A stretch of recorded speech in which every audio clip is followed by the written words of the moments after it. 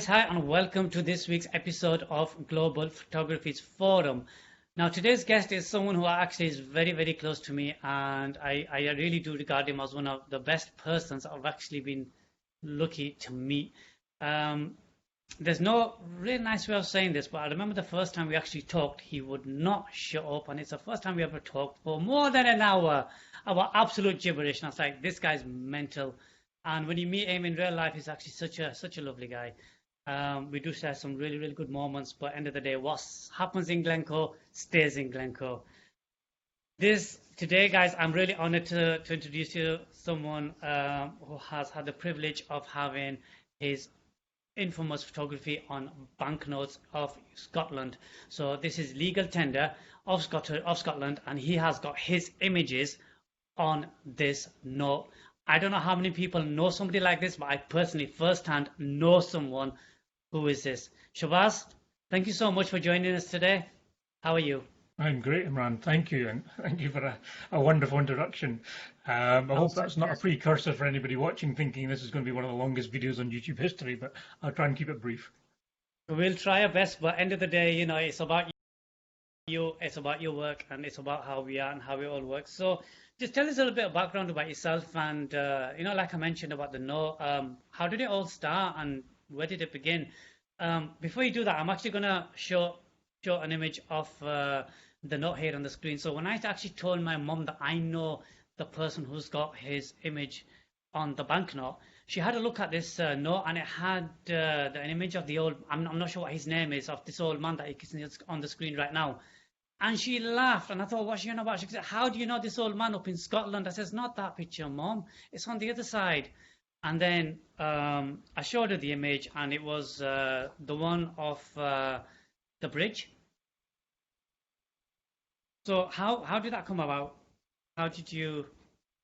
So, I mean, that particular note, it was many years ago. I was through one of the agencies that I got my work on, various things like that, one of my stock images. And it was an aerial image that I'd taken on a flight, I think, preceding that.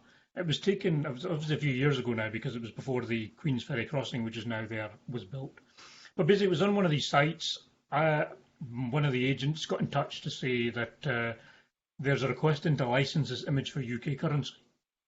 And I'd never heard of that. What do you mean for UK currency? I got in touch and said, well, what does this mean? Is this, what are you talking about? They went, well, somebody wants to use it on a banknote, on currency.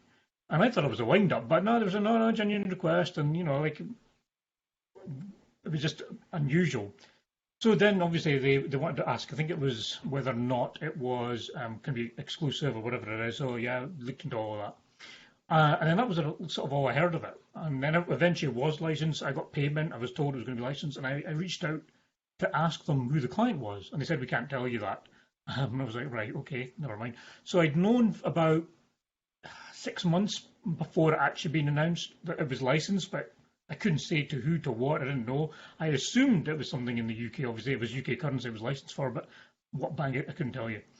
And then, sort of 6 months later, it was one day, my youngest was in hospital at the time, she'd come through a major operation. By the time when she got home and actually had that paper. I normally look at the papers all the time. I hadn't looked at papers in weeks. And then opened up the paper, just reading through that, and it was just that day's. And lo and behold, on this page I think it was the CEO of Clydesdale Bank standing outside the Forth Bridge holding up this massive note that they do for advertising saying launching this new polymer £5 note. So the polymer notes are the first in the UK that are all, these plastic ones that you all see nowadays rather than the old paper ones. That's right, yeah. And it was holding it up, going, it was at the bridge saying it was to celebrate the bridge or the anniversary of the bridge or whatever it was. And because she had the side on it that had my image on it, I immediately recognised it. And then I knew immediately, that's my image, that's it, is banknote. And I remember at first thinking, well, this can't be right, checking the date, looking at it, double checking, and you know how we photographers can kind of recognise their images, and it was quite a unique aerial shot that I'd taken from the helicopter. So I immediately kind of went down, and I kind of said to my wife, I went, have a look at this. Is that this? Just you tell me. And she goes, yeah, that's that image. I went, remember, it was 6 months ago, I've never heard anything about it. This is the banknote. It's the first polymer note in the UK. Oh my God, I've got a picture of the banknote. And then I went and told my dad, and my dad was just like, he was like going, no, this. And then I'm showing him, and he's just like, well, and it was actually quite emotional because I was sitting there going, bloody hell, this is amazing, you know. And I'm going around going, I would have given them it for free if I'd known the one at the bank, never mind getting paid for it. And then my dad kind of got really emotional because he was like saying, um, he's really proud that his son has an image on one of the banknotes of our adopted country. I mean, my father emigrated in the 70s, and Dundee is where they ended up and where they chose to call home. And even though I often joke with my dad about, couldn't you pick somewhere warmer to have gone and settled? But, joking aside, they did what wanted for their kids, for their family and things at the time. That is, children had a better future. And you could see he was getting quite emotional saying that my son has an image on the currency of the country that we call home now. What could be more prouder than that? And I was like, oh, Dad, when you put it that way, yeah, yeah, bloody hell. And then, what followed on from that, I then got in touch with sort of Clydesdale over Twitter and whatever it was, social media, trying to get in touch with them to go, I'm the guy behind that banknote. I'm presuming you know this, but I'd like to get one of those big banknotes if I could. And then they were really helpful. They got in touch, and one of the ladies on the senior team got in touch, got all my details, and put me in touch with Delarue. And Delarue are the company who print the notes in the UK. So she got in touch with them saying, give this guy what he needs, and they sent me the large version of the banknote, which when I got was even amazing because I've now got this personalised memento of my claim to fame on it. And then I thought, I'm going to chance it here. I'm going to go back to them and see if they could send me another one. And I got them to send me another one where it was two separate ones so I could get it framed eventually in some of the notes. And you know what? It's definitely one of my proudest moments. And for many years, and even now, because it was the first note, when you get a given in change, I have a wee smile to myself when like you give pizza, you give a tip, or you get change back, and it's one of those notes. And not the vast majority of people won't know it's a photographer in Dundee who's got a picture in the back of it because it's just currency.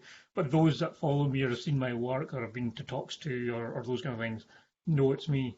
And at the time, I was getting notes posted to me, handed to family members, going, could you ask your son to sign this and send it back? And I mean, I did joke. I didn't think it became legal tender from then point on because it'd been defaced technically. But people were asking me to sign notes because it was a big thing. And I still hold that said to the bank as well. I said, look, I would have given you that for free in all honesty. I don't mind admitting that. So obviously, when the second note came around earlier this year, the start of this year, the £20 polymer came out for the Bank of Scotland, and they've used the most updated version of that image, which was taken a few years ago, and again from a helicopter of all four bridges. So again, they saw it on one of my agents, saw the image, liked it, and then they licensed it. But that took over a year to come to fruition. So I mean, I suppose the sad or the negative thing about all of it is I got the fiver, I didn't get the tenner, but I've got a 20. So but I'm incredibly proud. Having two notes, I can't describe the feeling. It's definitely one of the highlights of my career. I think you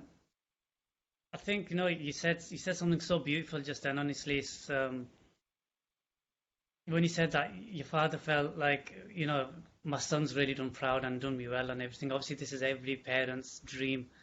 Something similar happened, like with my mum and when I hit the Microsoft Teams and how that was #1 in the UK and #4 in the world. Again, a massive achievement for somebody.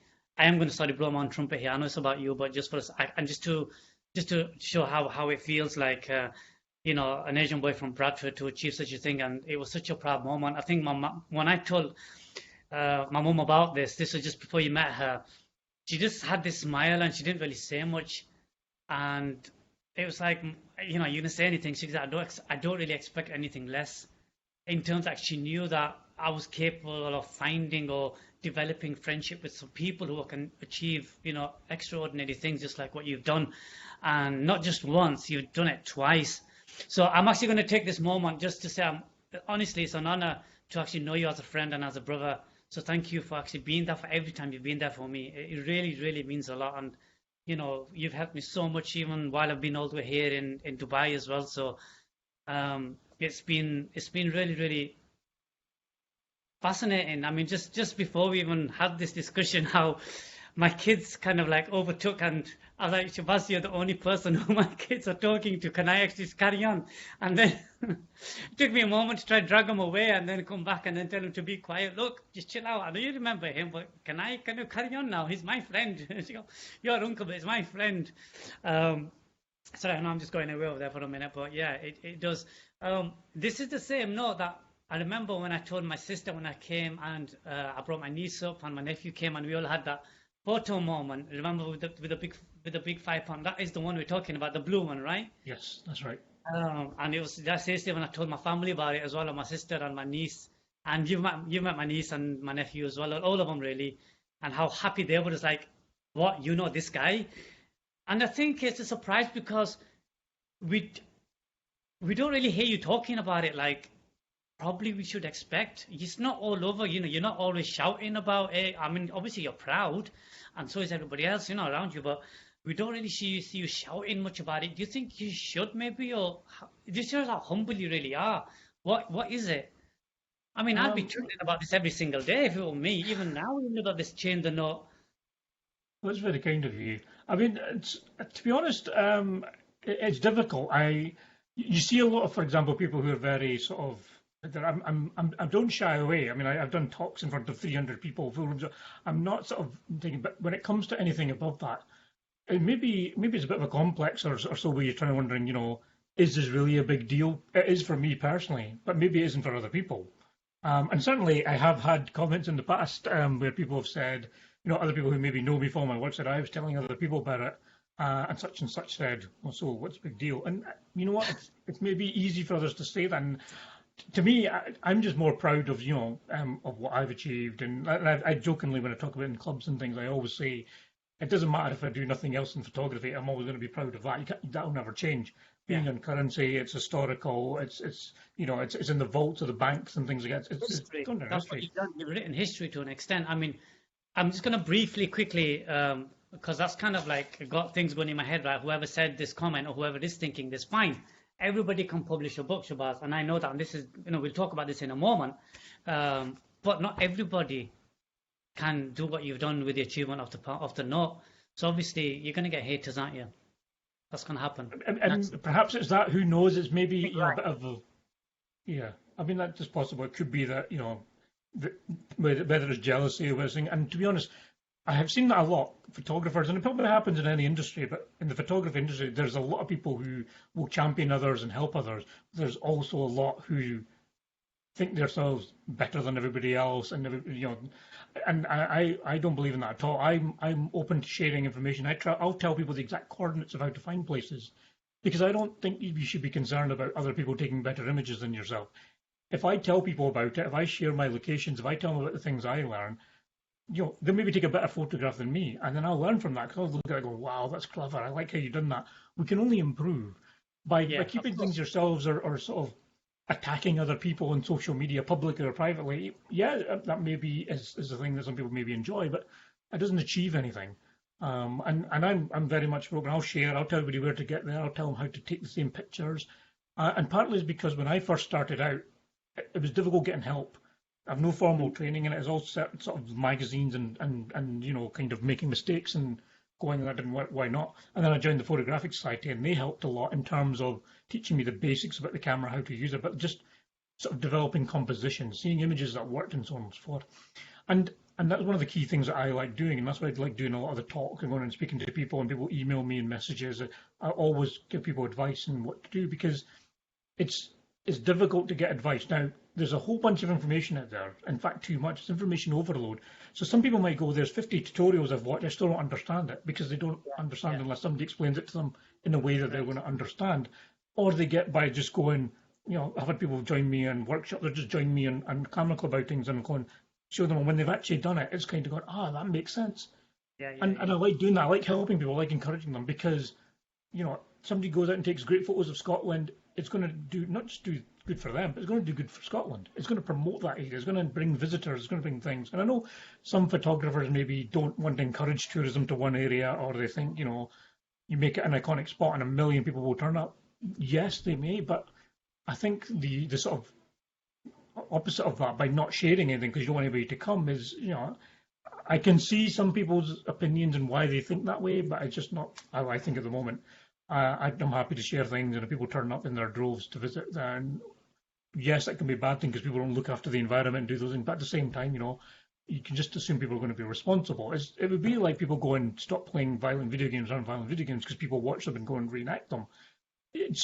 You can't sort of make somebody do something, but at the same time, going out and seeing Scotland, capturing Scotland helped me a lot. You got to see nature that's right on our doorstep. And I think if other people get that opportunity to go out and just see what's on our doorstep that we sort of have the luxury of having in this country, then that can't be a bad thing. I can definitely vouch for that because I remember like going back to the first phone call that we had. I actually did see when I sent you a request on a message on Facebook and a lovely message. Obviously, I sent you, and you actually called me from there and asking all these questions. Really building up your walls and who's this? What do you want? How do I know you? And I was like, okay, I'm sorry, I really added you. And you were like, no, no, no, I just want to know who it is. And then from there, it's just like there was no barrier whatsoever. And you just really opened up really, like about how the whole photography thing. And again, like you said about, I was really keen to learn about, your thinking. And I think it was like a mini interview, if anything, really. We were talking about, your medium format cameras and how you do your tours in Glencoe and how you actually welcomed me up and there. And I was like, I've not really known this guy. And 5 minutes ago he was really defensive, and now he's actually welcoming me. Is he insane? Is there something wrong with him? Is there what? I actually did think for a minute until later on. I was like, no, he's actually an all right guy. So definitely, I understand where you're coming from, and I really understand what you mean about giving direct, letting people know where these images are and stuff like this. Um, Talking about nature being at your doorstep, obviously you live very close to Glencoe, which is something that you love going to Glencoe, and you probably know at the back of your hand. And um, tell us about your favorite images about Glencoe. I mean, there's a few that you've taken me on many of these private tours, so thank you for that. I'll pay you later, obviously. But there's some exclusive places that you've even taken me to that I've never known of. Ralston's Cairn is one of them. But there is quite a story behind them. Tell us a bit more about it. Well, I'm going to try to share your website while you talk. Okay. So Glencoe, people often describe as my sort of second home. It's not that, it doesn't take very long to get there, and it's probably the most visited location that I go to. All times of the year, it's pretty much a go. Glencoe can be fantastic, and it's just the beauty of it. And you can see why people are attracted to it, why sort of tourists come in their droves. It's a beautiful place. And then there was this cairn I shared a picture of a long, long time ago. We're talking a good sort of period ago. Of this cairn that I came across, sort of going along taking photographs, and we used to take people to tours on it and things. And it was a cairn that was obviously made by someone, and there was a plaque, and it said, "These are my mountains, and I have come home." And so immediately my first thought was Ralston. The only thing I thought of was maybe about the film that had come out a few years ago, or the story I'd read about the chap who had to cut his own arm off to escape when he got sort of stuck in a voter. But I googled it, didn't find any information, but it was a place I went to a long time. And then, as you can see on that website, it's I put the picture up, shared it on social media, just as I always do along with other ones. And then I got an email from someone called Trevor, and Trevor got in touch about the image, saying I really loved the image, that kind of thing, and went on to say that Ralston was his brother, and it was him and his friends, Ralston's friends, who built the cairn in his memory. And it was incredible, to finally find the story. And I found out because he saw my image on social media somewhere, and then got in touch on the back of that. And it's incredibly sad story. But Ralston was a sort of train driver on the West Highland Way, and he died from leukemia, which you never know he had. So he just fell ill one day. They took him to the hospital, and within weeks he was dead. And this was his favourite spot that we'd come along and spend a lot of time on. So his family and his friends built this cairn in his memory. And you know what? It was just when I finally found the story out from him, it was just like it was another meaning for Glencoe. And there's very few occasions where I've actually gone to Glencoe and not gone to the cairn, whether it's to photograph or not, or just passing. I like to make a stop there. It's almost like, not that I feel I have to, almost like I want to. And it's sort of being there, and it puts things into perspective for you about how, you don't know what life's like. Doesn't know anyone. This chap was obviously very young, didn't know he had this, and it took him very quickly. And this was one of his favourite spots. And then you're standing in that same spot thinking, well, who knows if you're going to, be around in a few years' time and with your own family and commitments and things. And it took on a huge meaning. And then when I asked Trevor if I could kindly share the story on my website, because I knew a lot of people were asking me, and I thought it'd be good for people to understand the story behind it.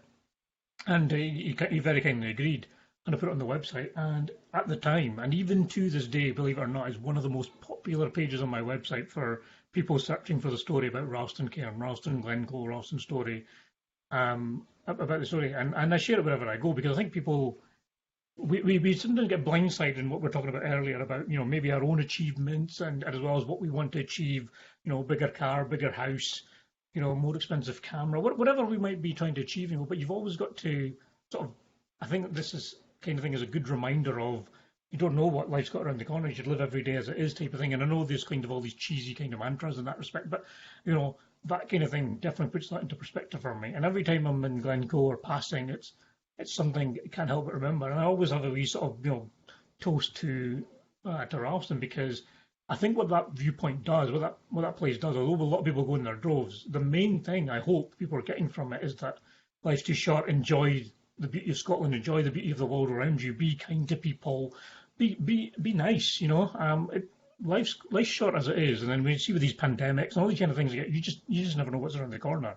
And I like to think that people kind of get there, go up and visit, they take in the view, but at the same time they take something from it, whether it's something spiritual or just relaxing or mental well-being, whatever it may be.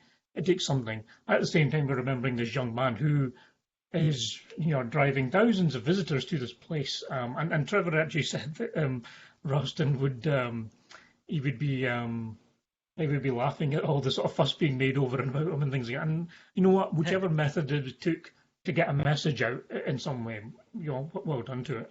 And I get people asking all about it. So I made a YouTube video and then I made a map and I share that with people when I get emails even now. How do we find the cairn? I show them how to get to it and so on and so forth. And I think it just adds to the whole thing about Scotland. People think Scotland's magical and the landscape and come to visit it and all the other reasons that they're there. And that just kind of adds to the sort of fairy tale or the story or the mystery of Scotland and the drama of it. And you're at the same time remembering other people and yourselves in your own sort of place in this world at the same time.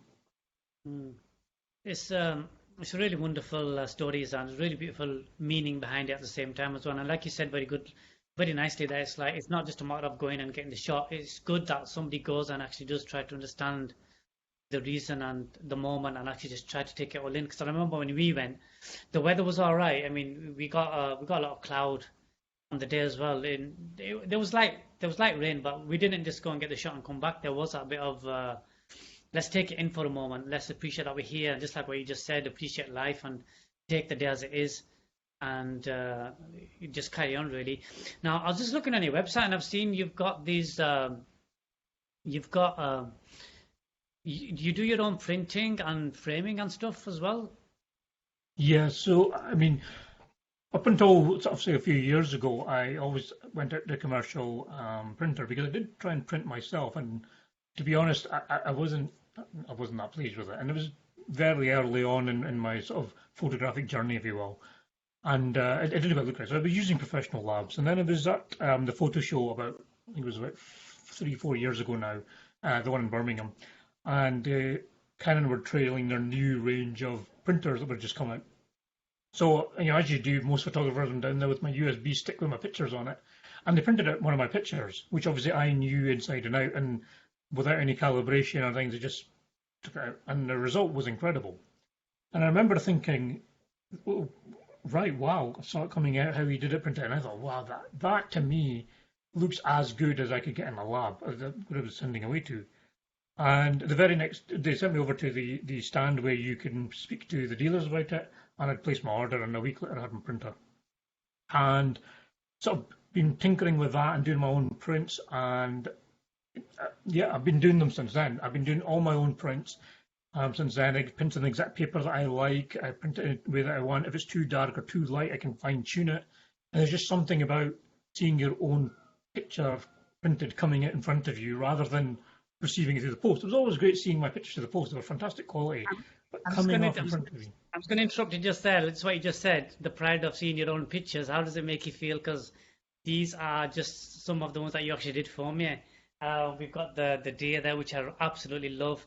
And then outside, I've got the other image, which everybody likes, is the one of Kilt Rock. So that one's actually out in the living room because that one is just a fantastic image, printed so well. And just like I said, it's calibrated and the colors look right. But the thing about that one is the material that it's done on. You did it on the really good canvas for me, and it actually does bring out the image. Is it? It's that image there, which you probably Yeah. can't see that well, but that one done Oh, on the other Nokia. material. Just put Nokia, that's the one. Was absolutely beautiful. I bet it just feels really good though, doesn't it? Just seeing that.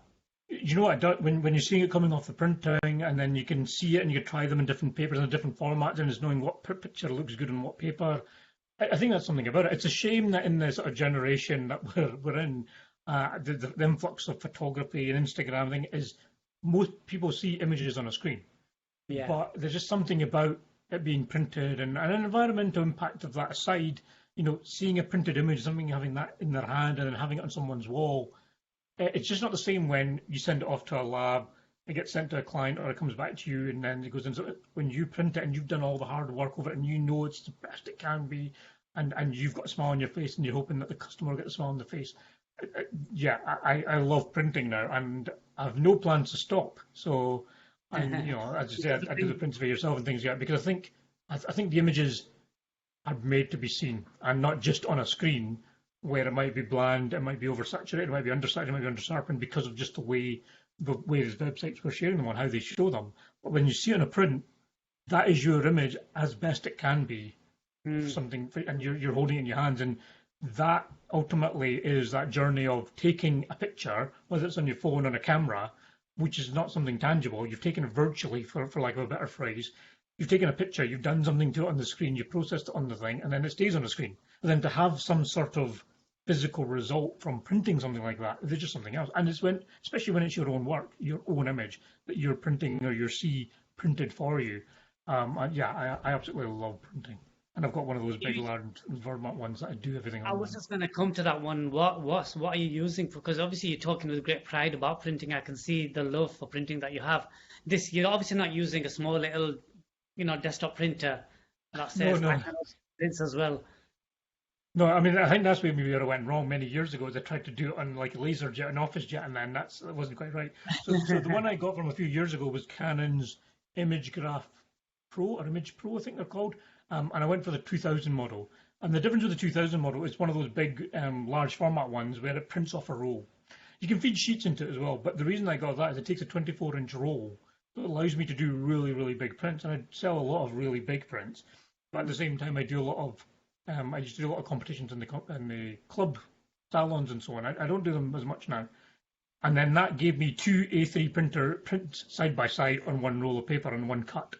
And I was thinking economically, because one A3 print, what it was costing me from getting it from a printer or a lab, then you're paying postage no matter how many prints you get. And to print two side by side, what it would economically cost me, but I had fine control over everything.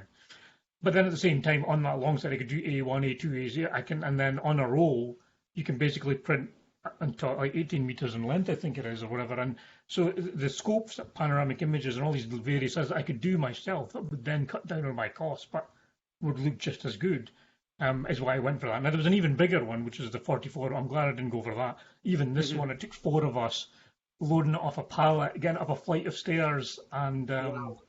it's. I mean, they look mistakenly lightweight, but you know immediately when they come on a pallet why they come on a pallet. Yeah, why they And come you to use this 12 reason. individual inks. And it's whether it's individual inks or the technology, I'm not entirely sure. But whatever it is, the prints look amazing, the blacks look amazing, and all it's so it's obviously the reason you pay for it. You get what you get, and I believe there's a new version of it now. But certainly there's nothing wrong with it. It does absolutely fantastic for what I'm doing. I do a lot of prints. The ink cartridges are expensive. I mean, when you're buying off, you need the full set, which I very rarely need. I normally buy them individually as they're running out. But a full set is like £800-900. And paying I eight nine think hundred that's pounds different for with ink. even the smaller prints where they are pretty expensive as well, aren't they? You buy a printer for like, £100 and then you know that each cartridge can cost you in the region of between, £10 and £20 and you're like, whoa, okay, what have I just done over here? Because they come with Yeah. sometimes half a kit or the full kit, and that is what actually makes you buy it. You get sucked into it. You think, oh wow, I'm getting a deal over here. But then you realize later is when you get stung. You go, oh, okay, I have to buy a whole new set again, and that's when it costs money. But Um, then the way I looked at it was obviously okay, it might cost you £900 for a full set, but out of that full set, if I was just doing A3, I'd get hundreds of prints. Yeah. And then, you work out, well, if I ordered 20 prints, it would cost me probably 100 quid anyway, well, probably more than that if I were getting on fine art paper. And yes, you add in all the cost of all these things, but then you can make mistakes. You can go as big as you want. You can go as small as you want.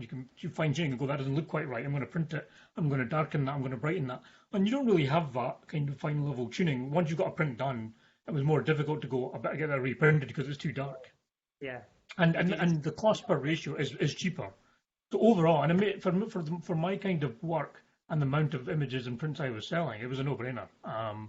I couldn't justify it to most people, I think, because if they don't sell that many prints, it's very difficult to justify a large version. You may be better off just going for one of their desktop printers that only do A3, for example, or A3 plus, or even A2.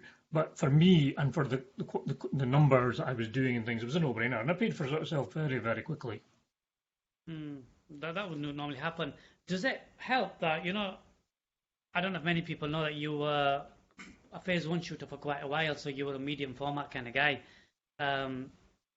Did that help in terms of, getting better quality images? We're not going to obviously have a debate about, medium format is better than, standard full frame or even crop sensor.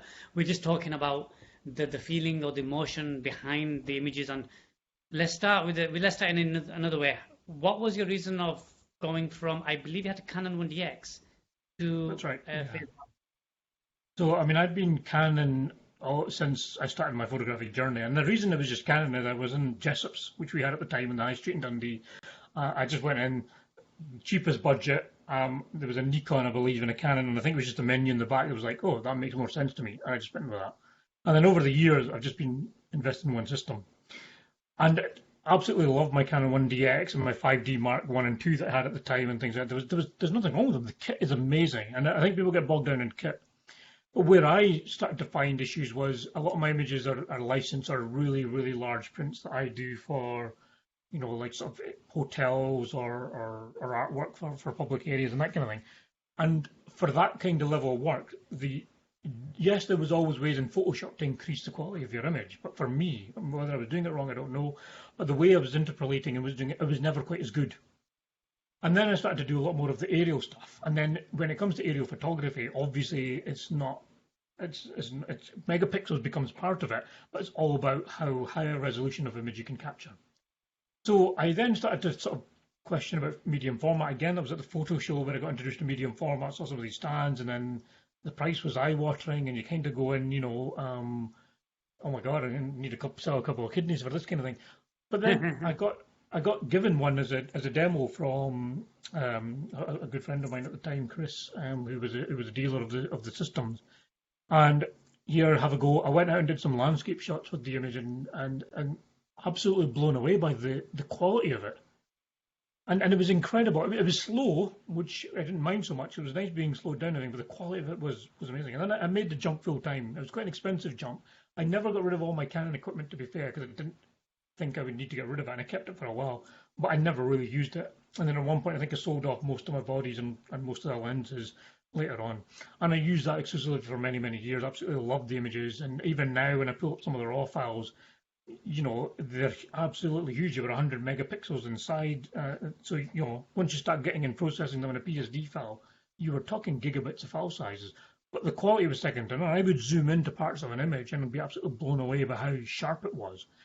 And for my purposes, for on a landscape photography, sticking them on a tripod, doing all these kind of things, it was a no-brainer. And then when I started doing the aerial stuff with that kind of camera, the resolution of the aerial images I was getting was just second to none. And a lot of those images got licensed for various things where the large images were absolutely necessary and where they were being printed extremely large.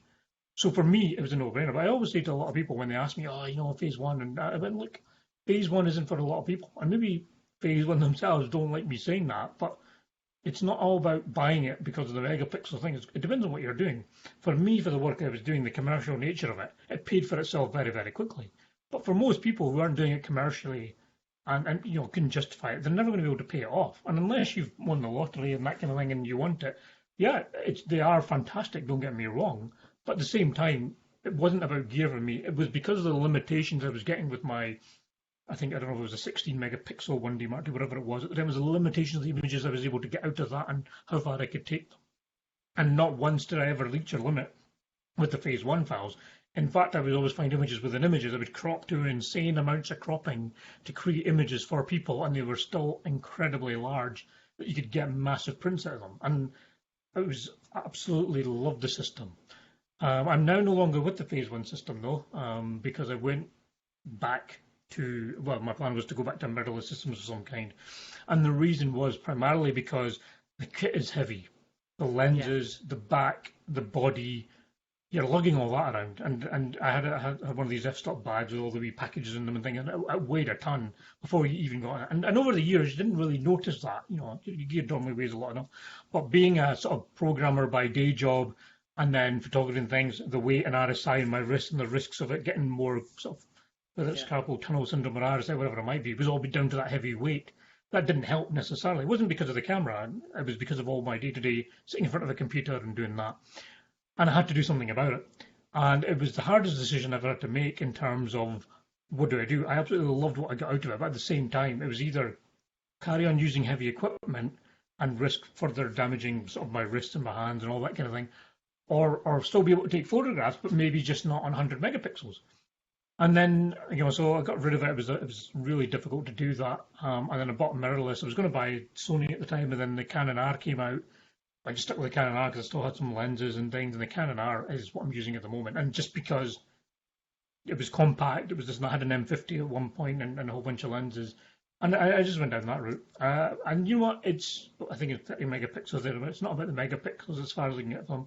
There are times where the images are not what I can use them for necessarily, but I can just hire in if I need to at that time. But there is now, I believe, a new sort of lighter kit XT, I think it's called, where it's just a back and sort of an alpha body with a Schneider lens type of thing, which is down there. But I haven't really looked at it at the moment. Certainly, if I go to once this lockdown's out and we get back to going to maybe like sort of Greenland and Iceland and all these kind of things, then it would be something I would maybe look to pick up and try out. But for now, it's doing the job, and I'm happy enough. I'm not complaining. So you said about you had to make the decision of balancing photography and obviously being able to work and or being able to take the image. So and earlier on you said also about how you're doing your programming in your day job and then you do your photography as well at the side.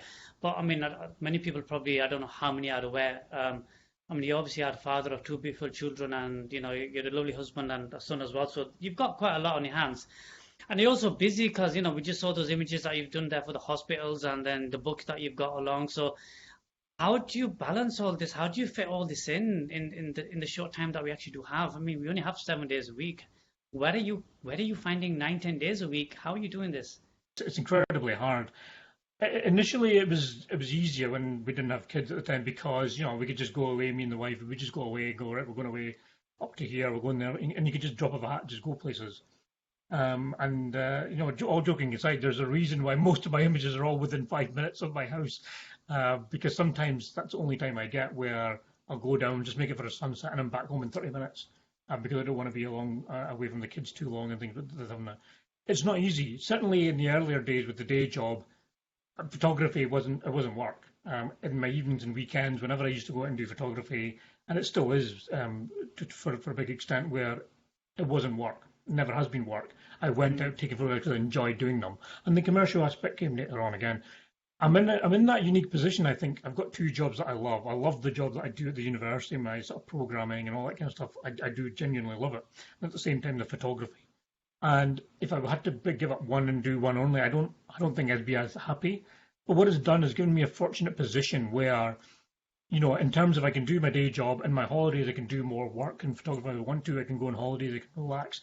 And often I tend to take holidays and join work into that. So when I've been to Dubai in previous years, it's become a holiday. Some of the days I'll do work, and other times we take the holiday. And it's just basically trying to get out whenever I can. There's been various gaps throughout the year, and in the last sort of 7 weeks, 8 weeks, I don't think I've posted anything on my Instagram, social media. So I've been a bit naughty. I need to get back to that. But it's a balance, and it's not an easy balance. It certainly hasn't been easy for me. It might be for other people. There's been many a time I've decided I'm not doing anything for the next 6 months. I'm spending time with my kids because of whatever might be going on with them and things. And I think I've been able to do that because I've had the safety net of that job. And because, in fairness, a lot of the work that I do with my photography, it's through image licensing and print sales, which doesn't necessarily mean I need to go out and about. So once you've got the images, you can do a lot with them. And the business side of that I invest a lot of time in is the marketing, the digital licensing, and the print sales. So it means I don't need to travel as much because I can sit and do it from my home office. The difficulty is obviously when you then have another book to finish and you need to actually visit places because you've not got a long enough lens that can capture Glencoe from here. But for me, it's always been some days I'll have to sacrifice some things. And in the early years, I used to sacrifice family time. Nowadays, I have to admit it's less photography, but I don't mind that. Where I take the time out from photography, I know I'll make that back up again when my kids are a little bit older. My oldest has got a very keen liking to cameras, and she's been out a few times with me to local areas. So, maybe it'll be good to take them with me, the family, and they can all come. I don't think they'll be too excited about sitting 4 hours in a car waiting for me, but I think at the same time, it gets them out and about. They're not glued to their iPads. And hopefully we make it more of a family activity rather than it's me at unusual hours. I still don't think I'm going to be able to convince the kids and the wife to get up at 2 in the morning and drive 3 hours to Glencoe. But who knows? Some days you see some great photos from weekends, or you were planning on going but you didn't get a chance to go. But that's life. I have no regrets. Where I get the chances to do either or both, I look at it as this way. Fine, I didn't get a chance to do photography, but at least I'm getting the time to spend with my family. That's not easy. It's when you said about the kids not waiting for hours for you in the car. It just reminds me of when we went to Kilchurn Castle. Don't you just hate it when you get all these other photographers in your blogs? Just walking about. Look at that. Come on, man. What's it all about? Get my shot. That's Shahbaz, and it's thanks to him that we actually here. It was an early morning one, and how actually was both of them. We had my eldest nephew Hassan and my niece Amina, and how they both decided to just sleep in the car. And we were like, just don't disturb them, just leave them. And that was about sunrise, I think, wasn't it? Yeah, they were there for sunrise. Just left them, and they're not even getting up at that time, but yet they enjoyed the rest of the day. And I'm like, why did you even bother? Because, it's really funny. It's just strange how they still enjoyed it, but they were just so tired to actually take part in just that moment. And it was what was it, -4 that day or something? It was mine. It was that way you took that Bridge of Orkney picture. Actually, that was the picture. Actually, yeah, that was the same day when we took this image. That same morning. When we had. I can remember on the way back to Dundee, we stopped at Falls of Fallick, and I think they didn't want to get out at the time again. They were like, no, we're too tired. But when I got there, I took a picture on my mobile, went back to the car, went, this is what you're missing, and they all came along. And that's when they came back. They came along, we can't miss this. Yeah. We can't miss this. I think it's when you're not into photography, it's hard to try and make other people sound enthusiastic about going, you got up at 1 in the morning, drove 4 hours through the night, and then you camped in your van or in your car and you didn't get proper food for 3 days. Why would you do that? But I think only photographers can understand that, because when you're in that moment and you're doing that, the cold, you forget the cold. You realize the cold when you're walking it. You forget that you're hungry. You forget that you've lack of sleep because you're just sitting there. And before you know it, it's 4 hours. You're in that moment. You're not bothered. Because sometimes at the end of it, the sun doesn't even come up. And That's right. I'll tell you a quick story. When I came back to England, when I came to visit last year, I'm not sure if you remember, I was actually up in Glencoe.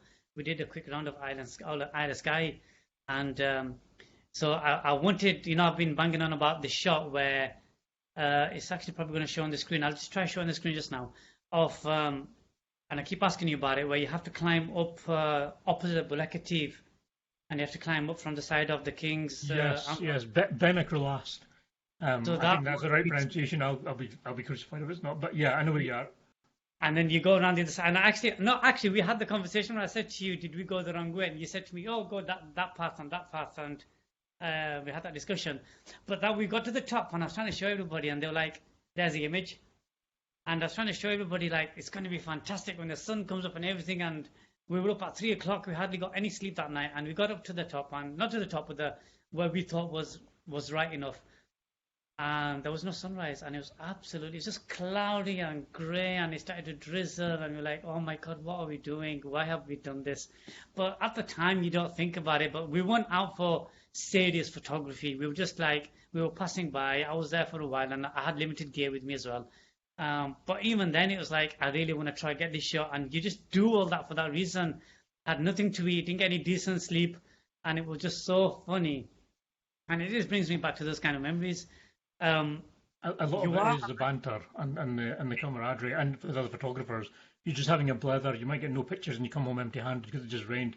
But that's part of it, I think, because I suppose the other photographers in your group, I think they're the same. They're like, I want to get out, and sometimes, truth be told, you haven't taken photographs, but we've gone, and it's not to get an escape from the kids or the family.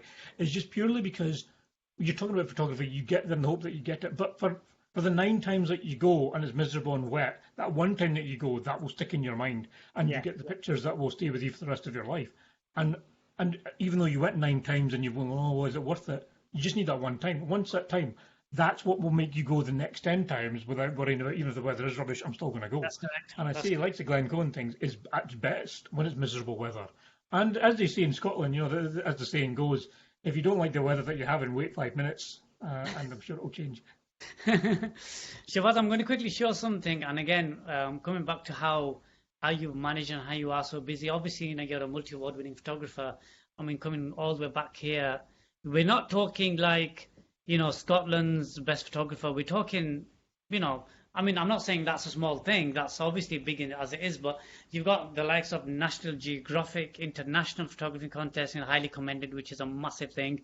You won a part of the Landscape Photographer of the Year, which everyone craves to do. And we have that image which I showed earlier on of the railway, if that's correct. That's One of right. my favorite ones, the Hipper Awards, again, where you became a finalist, something that I actually managed to get through myself on a mobile phone last year. The year before that, yeah, last year with the Burj Khalifa. And then again, Scottish Landscape 2014, 2015, international. How are you doing this? I mean, what's the secret recipe? I mean, Uh, last year you just got the Art of Building 2018, again Scottish Landscape Photographer of the Year 2017. This.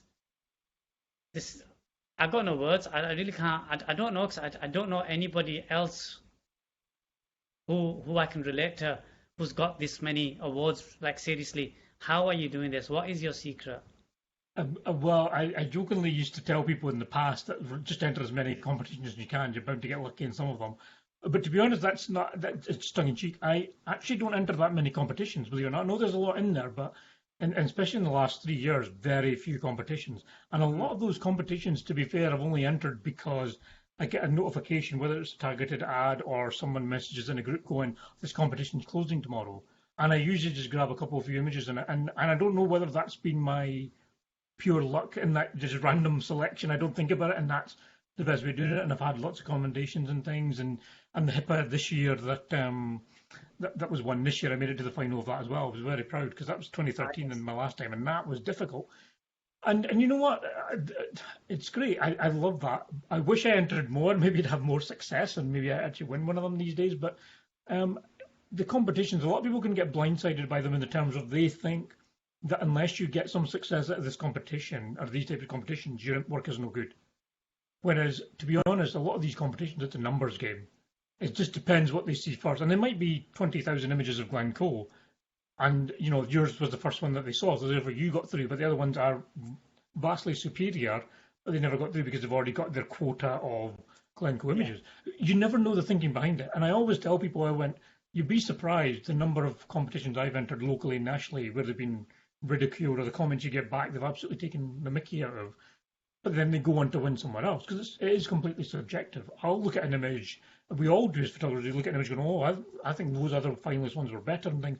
It's very subjective, that's just the nature of it. But if you view your success or if your work's good enough based on the results of these competitions, then if you get 30,000 entrants to a competition, is that meaning 29,999 were terrible? Terrible. I mean, it definitely doesn't mean that, but I can see how the sort of gratification of maybe 10 million likes or whatever it might be, or yeah. you've been commended, is your stamp post. And there's a lot of people that will claim award winning, multi award winning, national award winning because they maybe have had some success and things like that. And I don't think those numbers really mean anything. I think it's all about, I primarily take the pictures I want to do. Yes, there's some commercial nature to it in recent years where I'm targeting some images that I know will work commercially because I'm trying to run a business at the end of the day. But you've got to try and take the pictures that you think. And I mean, certainly some people try and do landscapes because they think there's money in it, but they have no interest in landscapes. And they maybe take amazing motorsport or people pictures. And you're like, oh, why aren't you focusing on those things? Really, you're amazing at that. Oh well, landscape. I want to be selling lots of prints. And even some of the big names in there won't be selling prints every day or prints all the time. It's difficult, and with the abundance of social media and photographers everywhere, with any kind of camera phone, you're photographers, you have access to a medium to take that. It's very, very difficult. But if that's your version of success or your measure of, then I think you're not doing it the right way. If you're doing it for the thing that you enjoy, photography, you love being outdoors, you take them, and you do it from that view, and then success, I believe, will follow. You just Do not it for have the to be passion more chasing. like. Yes, because I think then your passion and your work and the way that you're getting up at sunrise, climbing a mountain, that's what shows, and that's what people want to see, and that's when you get unique images. And I think that's what you focus on. But if you're trying to find a shortcut by going, if I go to that iconic spot, take the same picture, my picture will sell for 4 million as well in an art gallery. I think that's the wrong way of looking at it. Take the pictures you want for your success and always try to be improving. I sort of alluded to it earlier, where there's a lot of people who think I'm the best at photography. I don't. I love seeing other people's pictures because it's always making you think, oh, that's an interesting composition. I've been to that point. I never thought of that. Or that's improved upon this one or that one. And it's always making us do better. And it's not a competitive nature in the sense that, oh, such and such is my competition, I want to beat them. Definitely not that at all. It's more about, I've seen somebody do a new take on it. So if I try and assimilate that, if that's what I want to do and I enjoy that type of thing, I'm doing it and I'm adding something different to my photography. Because we can all get into a rut where you go, no, I'm better for doing landscape photography. But then Yeah. you started, there was a thing a few years ago where people start using long lenses, zoom lenses, start doing landscapes in a sense. And that was kind of reinvigorating for some people, and some people are doing abstract and woodland photography and things, because you're basically adapting a little bit to do things so your photography doesn't get stagnant. But I think the key to that is mainly going, always be learning, always be wanting to improve, and not just improvement, always be wanting to take pictures and always be critical of yourself, not in the sense that my picture didn't win a competition, therefore I'm not good at it. Ask your peers, ask things. It's too easy to ask your family. Your family's always going to say your pictures are nice, but go out there. Get camera clubs are useful.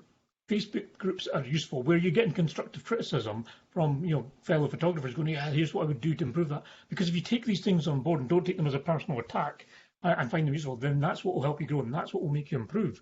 And you know what? You'll enjoy it more because you're not doing it for financial gain and or likes or social media followers. You're doing it because you like it and other people happen to see that. The one thing I'm just gonna say, I mean, I totally agree with you, but another thing you said about looking at other people and learning from them is something, it's amazing. Now, I've actually learned a lot from you without even actually looking at your work. I'm going to refer to the image over here, which I'm just going to try show it on screen. So this one you've done of Princess Street, which is in your book, the first book that you did, the first week, Scotland in Photographs, which I have a signed copy of. So this is worth quite a bit of money if anybody wants to buy it. down in the flea market, yeah. We were just joking about how you copied my image, but then obviously when you told me when you took it, I actually took a very similar image, probably in a similar kind of time, Christmas time with the wheel and everything, from a very similar place. And I was like, wait a minute, I've actually kind of got this shot probably just there with the bus going past, and I'm quite proud that I actually have that vision before seeing your vision, and it's very similar to that.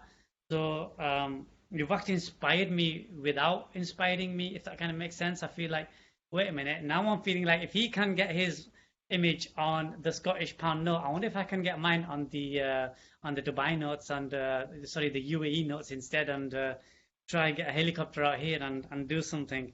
So I believe this bridge is near your house or near to where you lived Yes, or it lived. is 5 minutes from where I live, yeah. I mean, to have that just at your doorstep is absolutely fantastic. I mean, for me, back in Yorkshire, to get something close to that, I'll have to be Humber Bridge, but even then you'd get nothing just as close. And you've got that in different variations, haven't you? Yeah, I mean, like I say, because a place like that is only 5 minutes from where I am, quite often I would be looking at the window and going, oh, looks like it might be a good sunset conditions, we're going to be heading down there. And there's two reasons. One, obviously, because it's your hometown, so the images I'm taking of my hometown are targeted in that direction when it comes to commercial things and so on. But the challenge for me is often earlier days have been, like this, for example, this image that you got on the screen that did well in that competition and the take of you. is this image hadn't been done before. Well, certainly I hadn't seen one back then where the bridge has been photographed to death, where the train was passing and it was caught in motion over that. Ah, And it's always about trying to get something different. And that image at the time as well was trying to do something different. It's really right. difficult when you're living there and everybody who lives locally, who's also a photographer, takes images of the same things to try and take something different. So I always try and challenge myself to go, right, well, what can I do that's different? And that's where the long exposure stuff came in, was to do, the sort of typical views, but doing long exposures to get something a little bit different. And that's really where that stemmed from, because it allowed me to achieve something different. And it's harder to do that to somewhere where you live 5 minutes from when other people live, Mm, in the area, rather than going to, say, Glencoe and trying to do something different because you've not been to it before.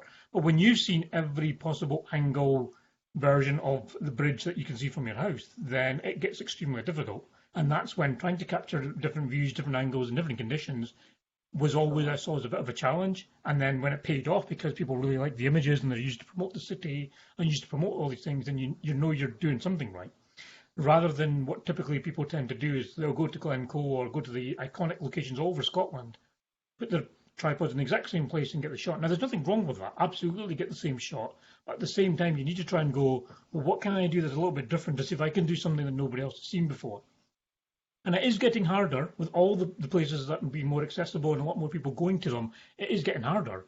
And I challenged the last time I think I challenged myself was when I went to Portnocky last year, and then it's not on the website. It's way out of date. I need to do that. But the one I took of Portnocky, everybody has done every possible view of Portnocky. So when I got there myself when I went last year, I knew I had to try and do something different, and it yeah. was difficult. But I kind of stopped back and went like, okay, well, where's it? Right? And then there was that viewpoint that I knew I've never seen before, and I'd looked at a lot of images of Portnocky, and I'd never seen it done before.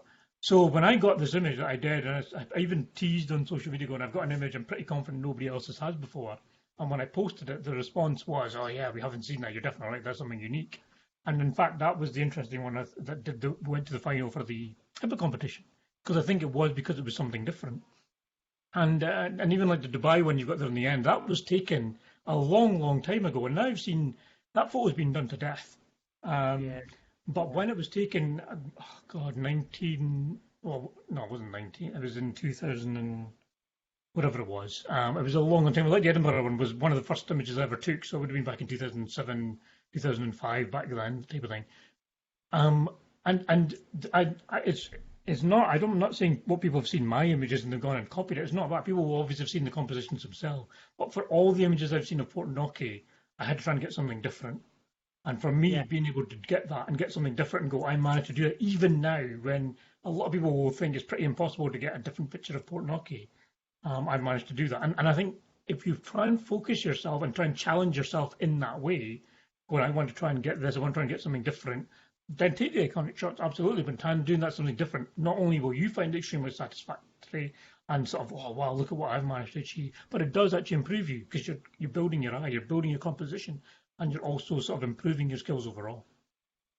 So just a quick one. We know you've got a new book which is already out. There you It's, go. it's in the book as well, but I had to be the cover shot. I think it encapsulated the title that the publisher suggested, Scotland Revealed, down So to a T. it's how it's done it. I agree. Yeah, I totally agree. So the image is in the book as well. But yes, it was delivered at the end of last year. That was when I had to deliver it. They wanted it a couple of years ago, but I told them that was going to be possible. So I delivered it at the end of last year. I went to print April 15th, and all the books started getting shipped out at the end of March. And obviously, we went into lockdown. So Amazon's got them in stock. I've got stock. I've been sending it to people as well, but it's gone out of stock a few times on Amazon, which I'm hoping people are getting bored and thinking, great, I've got something to fill my time, whatever the reason. But as soon as they're back in bookshops and all the tourist places like Edinburgh Castle and Kelpies, then certainly it'll pick up again. And we're hoping to do the book signings later on in the year and pick them up again because we had to cancel them all for now, obviously, for the safety. And Brian Cox, very kindly, who's making huge success just now in his television series Succession, found the time to do another book forward for us. And when I got in touch, I didn't know if he was going to be too busy. He's always very busy, but now with Succession being such a big hit, and again, he was absolutely delighted to be a part of it again. And having somebody like Brian promoting your book is no negative thing. So I was deeply grateful to Brian again for helping out. And it was difficult, this book, I have to admit, because, as I say, spending a lot more time with the family and things, trying to make sure I covered as many places. And I didn't think, to be honest, I'd be doing another book so quick.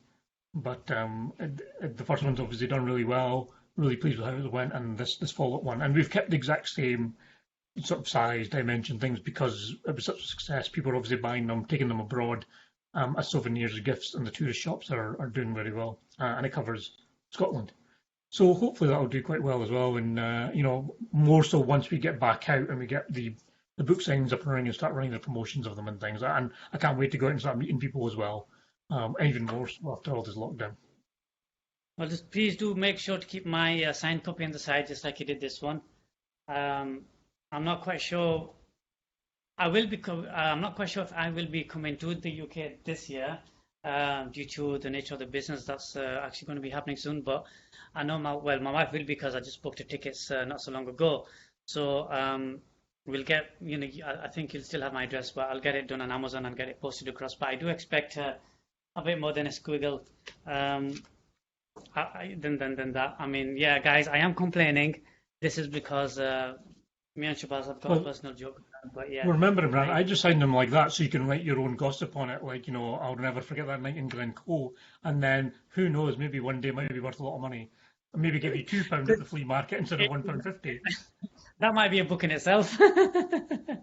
Perhaps that could be what you sell the tabloids once I'm on my 10th UK currency note. Oh, it's been an honor talking to Shahbaz. I'm just going to finish on the note where you briefly did mention how you talked briefly about tours and stuff. Is this something that you are going to continue doing throughout the year? What are your plans for the rest of the year? Obviously, once lockdown is over and when it's all safe to do. So, I mean, 2 years ago we did an outing to the Faroe Islands, and back before it was getting really popular and things, and it is quite popular now. So we've got no plan to do that. I really want to get to Greenland this year if we can. I don't know if that's going to happen.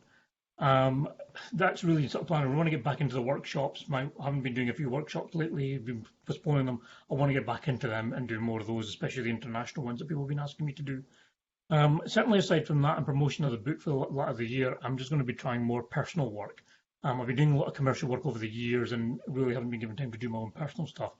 So I want to focus more on that. I want to travel more as well with the family as well, just not necessarily just with a photographic hat on, but we'll see where it goes. Because everything's still up in the air, I really don't know what's going to happen, but definitely been missing Glencoe and wider Scotland and Outer Hebrides and Skye. So that I'll be very surprised if I don't go and do that later this year to get my sort of fix of Scotland, even if it's not to take pictures. There's just something about the area where no matter how many times you go, I mean, I know exactly where you're coming from. How many times you go, there's something that you just need to do. Like I said, when I came last year, I actually came to do a job to shoot a wedding, and the wedding was the best part of 2 days. But the day I landed, I had to do the wedding the next day. And then the very next day, packed my gear, went straight up to Scotland, Skye, and did the tour. Stayed there for about 3-4 days. Came back down. The next day was a wedding, part 2 of the wedding. Did that wedding. Then spent a day with my family, which I must admit I'm very sorry and very selfish of me. I didn't spend enough time.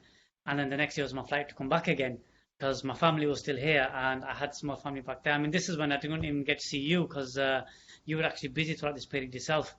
But even my sister then texted me a few days later saying, "Did you even come? Where were you? We didn't even see you." She did, but it just didn't feel like I'd spent enough time. And I felt bad, afterwards. And I was like, did I just really do that? But then I was like, the mountains were calling. I just missed it so much because I'd been here for so long and I just needed that getaway. I needed that time to myself, just like absorb it all and bring it all in. So like earlier on when you said you don't go away to get away from your family necessarily, you just do it for your own sanity, just to like, it's my moment. Sometimes, you don't always go to just take the picture. You just want that moment and just being there with the friends and just enjoying that time because, it's your fix, isn't it? So I can totally relate to what it is. And I am going to try this time when I come up, bring the family along. So I probably won't be bringing the tent this time because I really can't see them camping, but it might be just like a hotel visit and seeing my sister up there. So if I do come back, I'll definitely will give you a call and it'll be good to catch up again and obviously chat in more details. But Well, we the Scottish folk, we're always welcoming. We have no problem of with you course, coming. of course, I mean, I'm sure people have got a really good vibe from this discussion that we've had, and how you've spoken so passionately about, Scotland and your work and yourself and everything that you've done over the years. And yeah, I mean, congratulations on a very successful career. You are very, very inspiring, especially to me as well. I really do look up to you on this one. Thanks for being a part of my life, and obviously everybody else is who's going to probably connect with you on this. Um, it's really been an honor. So thank you so much for your time, Shubhas. I love you and leave you on this one, I guess. No, thank you so much for speaking. It's been good. I've really enjoyed this sort of catch up and even just talking about, Yeah. sort of my journey. So, hopefully people will relate to it, find something of interest. Oh, And I hope to get back and posting on social media very soon so people can go, is this guy still alive? Yes, I am. I'm still around. well, the easiest way to obviously follow yourself, it's not through Amazon. It's you've got your website there, which is Frame Focus Capture, and you've got your social media links. So you've got your Facebook, your Twitter, and your Instagram just there, which is so that was your. So there you are. There's your Instagram page, which obviously I'm following. You've got a nice following over there, haven't you? Which then does lead us onto your YouTube channel over there as well, which I am obviously subscribed to. Um, Okay, that's great. Yeah. Then whatever else I'm to follow, you got your Facebook there as well. Got Yeah, all I've of got your my links. Facebook and YouTube. There's several videos on Fine. YouTube. I'm still middle editing, get them up, but I'll try and get them up as Yeah. soon as I can. But yeah, they're the main channels, as with everybody else these days. Got to be on social media. I haven't quite got down to dancing on TikTok quite just yet, but never say never. No, yeah, I was going to say never say never. After we saw you rocking on the horse, that one was really really well. That is definitely one of my highlights of my career as well. Being able to go down Glencoe on a horse. Not everybody can say they've done that. Thank you, Shabazz. We're going to cut this off just now, and I will leave all of your socials in the video so people can follow you from there. And yeah, until next time, Shabazz, take care and all the best. Thank you.